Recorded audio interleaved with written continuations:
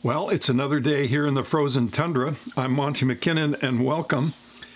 We are closing in on this. I'm going to do a little sanding on the bridge here today, and I'm also about to drill through here in order to get it ready for the pins to go in. They won't fit into here. I'm going to have to enlarge this, and I'll show you how that comes up in a subsequent video. But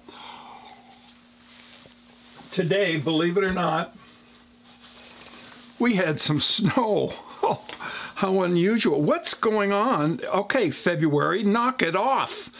Enough with the snow already. Let's call it a day.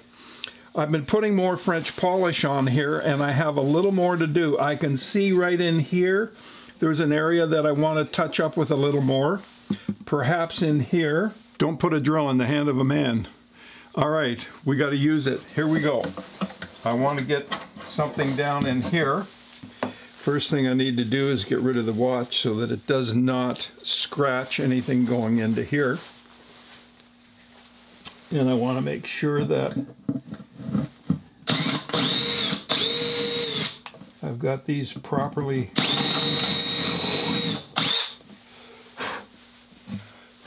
Always be careful when you're using a drill that the bit is good and tight in the chuck when you're anywhere near the top of the guitar. You don't want to do this and have the drill bit fall out and go ding.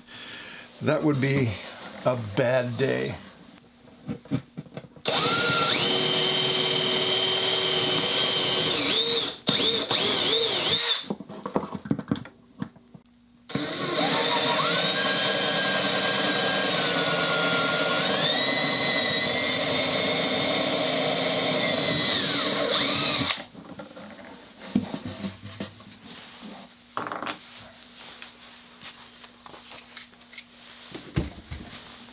Perfect.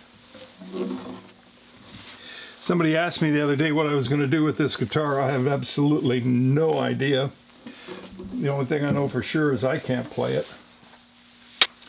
What I have here is some French polish on some cheesecloth. The thread count on the cheesecloth is 90, which means it's pretty dense.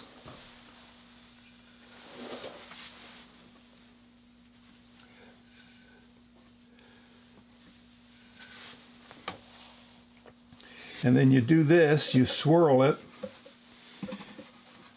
until you feel it starting to stick a little bit. And it's better to be using this dry than it is wet. And when you come right off the guitar. Don't stop or you'll leave a mark. Now when you feel it starting to stick, I use avocado oil, but you just take a little drop of oil, put it on your cloth. It could be extra virgin olive oil. I like the avocado because it's clear, and the olive oil of course has a bit of a coloring to it.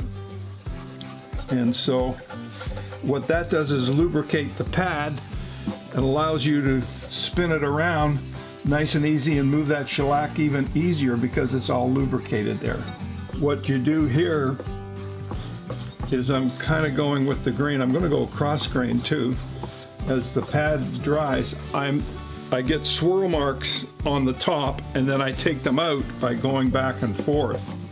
Wait for your questions. If you would like to have a question and answer time, I think that would be a good idea. Send me your questions. You can send them to teawithmonty@gmail.com. There's an address in the links down below. If you check that out, you'll also see a link to Leo Santorelli and his YouTube channel.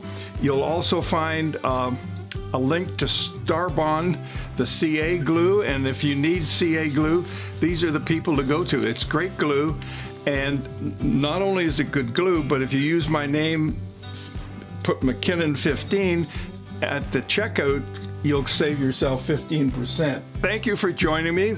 Thank you for your support. Thank you for your questions and your comments. Thank you for purchasing my book. Well, that's the way I see it.